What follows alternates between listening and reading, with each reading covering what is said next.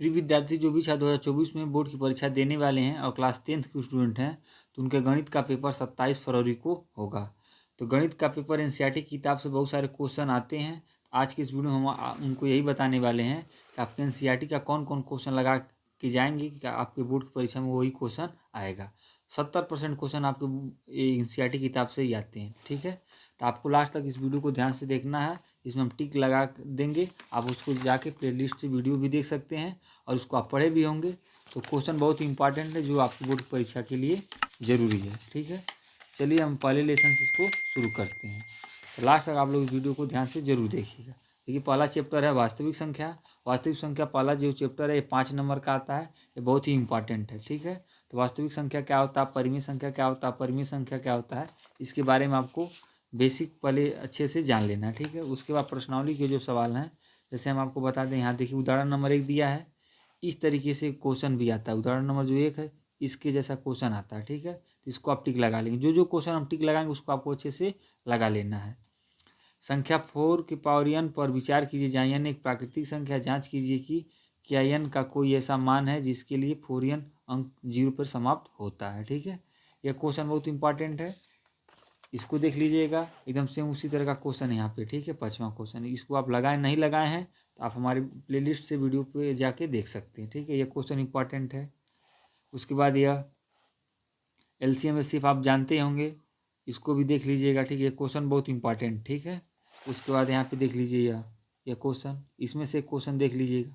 पहला चैप्टर बहुत ही इंपॉर्टेंट। ठीक है, तो ये भी क्वेश्चन क्या है, बहुत ही इंपॉर्टेंट है। ठीक, अब इसके बाद आता है अपरिमेय संख्या। अपरिमेय संख्या में तो ये तो वेरी इंपॉर्टेंट क्वेश्चन है। देखिए, जैसे कड़ी में 2, कड़ी में 3 या कड़ी में 5। ठीक है, कड़ी में 3 हो गया और कड़ी में 5, इनमें से कोई आप एक तैयार करेंगे तो एकदम फिक्स है कि पेपर में आएगा ही आएगा। ठीक, अब आता है प्रश्नावली 1.2। 1.2 तो एकदम पूरा इंपॉर्टेंट है। अगर ये आप 1.2 को अच्छे से लगा लेते हैं तो एक क्वेश्चन तो पक्का मिलेगा ही मिलेगा। ठीक है, इनमें से कोई एक क्वेश्चन मिलना ही मिलना है। ठीक है, तो इसको देख लीजिए, आप एग्जाम्पल भी साथ में देख लीजिएगा, लेकिन ये क्वेश्चन इस प्रश्नावली को अच्छे से जरूर कीजिएगा। अब आता है चैप्टर नंबर बहुपद। बहुपद किसे कहते हैं, बहुपद की क्या परिभाषा, इसको भी देख लीजिएगा अच्छे से। और बहुपद में जो क्वेश्चन आते हैं यहाँ से, ठीक है, वो दिखाते हैं। इसी इसमें से देख लीजिए प्रश्नावली जो 2.1 है, इसमें से क्वेश्चन आएगा। ठीक है, यानी ग्राफ को एक अक्ष पे कितने जितने जगह काटेगा उसके उतने शून्य होंगे। जैसे देखिए यहाँ पे दिया है एक ग्राफ है, तो इसका जवाब क्या होगा, यहाँ पे दिया है शून्यों की संख्या क्या है, 1 है, क्योंकि ग्राफ एक अक्ष को केवल एक बिंदु पर प्रतिच्छेद करता है। एक ही जगह टच कर रहा है, यहाँ पे दो जगह टच कर रहा है, तो इसके कितने शून्य होंगे, अधिकतम 2 होंगे। तो इसी तरह का फिगर बना के आपको क्वेश्चन दे देगा 1 नंबर के लिए। अब उसके बाद बहुपद और उसके गुणांकों में क्या संबंध है, इसके लिए भी देख लीजिएगा। एक क्वेश्चन यहाँ पे है, इस तरह का क्वेश्चन आता है। अब ये आएगा 4 नंबर का। ठीक है, इस क्वेश्चन को एक एग्जाम्पल देख लीजिए, ये बहुत ज़्यादा बार पूछा है। उसके बाद हम आपको बताते हैं प्रश्नावली 2.2। इसको तो एकदम अच्छे से देख लीजिएगा। एक क्वेश्चन यहाँ से, एक क्वेश्चन यहाँ से। यह वाला क्वेश्चन जब भी आएगा ये 4 नंबर का रहेगा, यह क्वेश्चन 2 नंबर का रहेगा। ठीक है, तो इस क्वेश्चन को आप लगा लीजिएगा अच्छे से। क्वेश्चन बहुत ही क्या है, इंपॉर्टेंट है। ठीक, अब आते हैं हम लोग अगला चैप्टर, 2 चर वाले रैखिक समीकरण युग्म। तो यह चैप्टर भी इंपॉर्टेंट है, यानी शुरुआत के जो 4-5 चैप्टर बहुत ही इंपॉर्टेंट है। इस चैप्टर को अच्छे से पढ़ लीजिएगा और सबसे पहले यहाँ पे देख लीजिएगा। ठीक है, ये नियम, ये नई एनसीईआरटी की बुक है, उससे हम बता रहे हैं। ठीक है, आपको पुरानी एनसीईआरटी में भी ऐसी सब चीज़ें मिलेंगी। मतलब कब प्रतिच्छेद करेंगे, कब संपाती होंगी, कब रेखाएं मतलब समांतर होंगी, उसके लिए कब अद्वितीय हल होगा, कब कितने अपरिमित रूप से अनेक हल होंगे, कब कोई हल नहीं होगा, तो कौन कौन सी सिचुएशन यहाँ पे दिया है, क्या क्या है इसके नियम, इसको आप अच्छे से देख लीजिए। ठीक है, ये चार्ट बहुत ही इंपॉर्टेंट है। ठीक, उसके बाद आपका जो क्वेश्चन आता है कहाँ से शुरू होगा, इस तरह का क्वेश्चन आएगा, संगत है कि असंगत है, तो ये क्वेश्चन आ सकता है। ठीक है, ये वाला क्वेश्चन नंबर 3। ठीक, इसको देख लीजिएगा।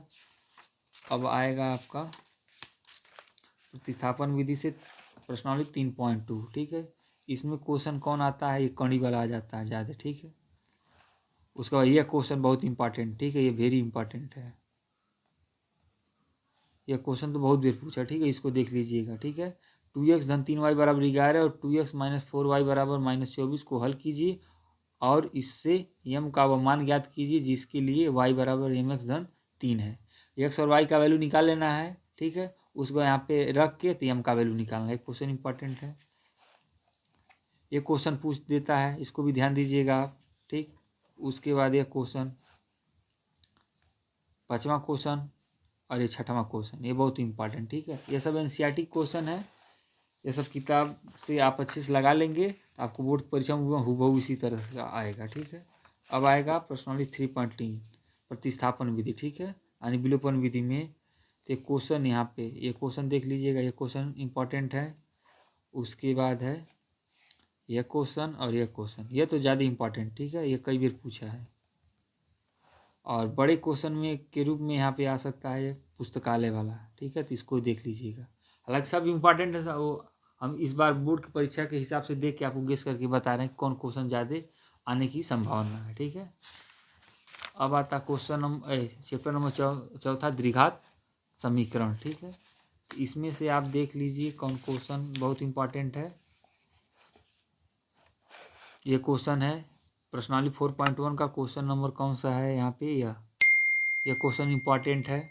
उसके बाद ये रेलगाड़ी वाला क्वेश्चन देख लीजिएगा, ये तो ज़्यादा इंपॉर्टेंट, ठीक है, इसको आप अच्छे से एकदम लगा ही लीजिएगा। अब आता है यहाँ पे देखिए एग्जाम्पल है, 4था नंबर द्विघात समीकरण के मूल ज्ञात कीजिए। अब यहाँ पर है, इस क्वेश्चन को गुणनखंड विधि से निम्नलिखित द्विघात समीकरण के मूल ज्ञात कीजिए। ये कणी वाला क्वेश्चन ज़्यादा इंपॉर्टेंट है, या बट्टे वाला, ठीक है, तो इसके मूल ज्ञात करना है आपको। और एक क्वेश्चन यहाँ पे इंपॉर्टेंट है, ठीक है, ये देखिए एग्जाम्पल नंबर 5, वेरी इंपॉर्टेंट, ठीक। इस क्वेश्चन को आपको अच्छे से लगा लेना है। अब मूलों की प्रकृति ज्ञात करने के लिए क्या फार्मूला, सिद्धाचार्य का जो सूत्र था, ठीक है, यह देख लीजिएगा, ये भी आएगा।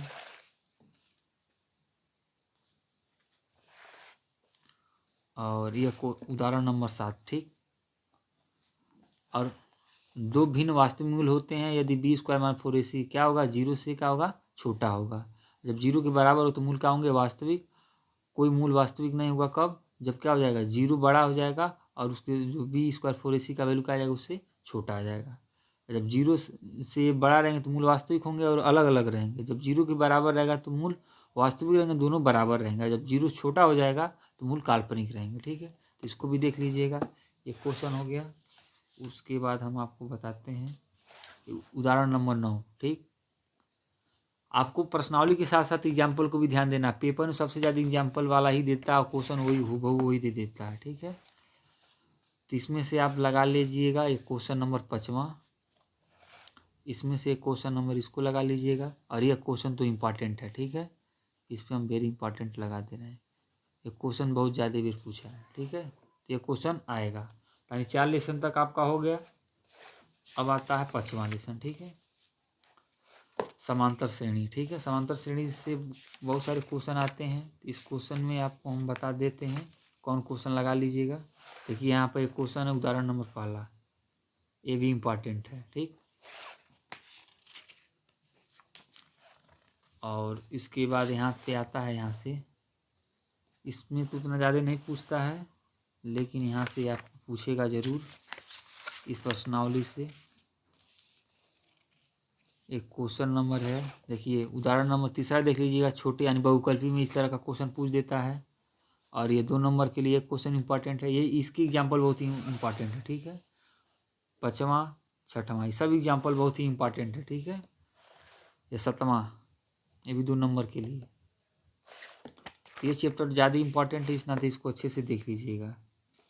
और एग्जाम्पल नंबर 8, एनसीईआरटी किताब से एग्जाम्पल सबसे ज़्यादा आते हैं, तो इस नाते इस एग्जाम्पल को अच्छे से आपको देखना है और अच्छे से लगाना है। जो भी क्वेश्चन नहीं आएगा आप हमारे यूट्यूब चैनल से जुड़ के प्लेलिस्ट में जाके सब प्लेलिस्ट बना 1 से लेके 5 लेसन तक का पूरा आगे का वीडियो का भी बना है, उसमें आप देख लेंगे तो आपको सब क्वेश्चन समझ में आ जाएगा।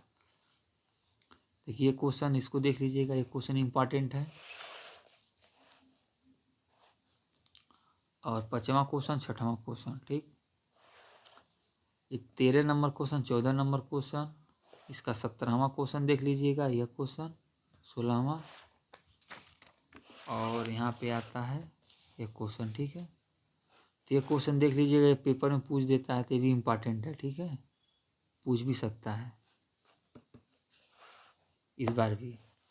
हालांकि इसी तरह का क्वेश्चन का अंक बदल सकता है, लेकिन ये क्वेश्चन वही सब रहेंगे। ठीक, अब आता है इधर एग्जाम्पल नंबर 12, 1 नंबर के लिए बहुविकल्पी लिए है एग्जाम्पल नंबर 11।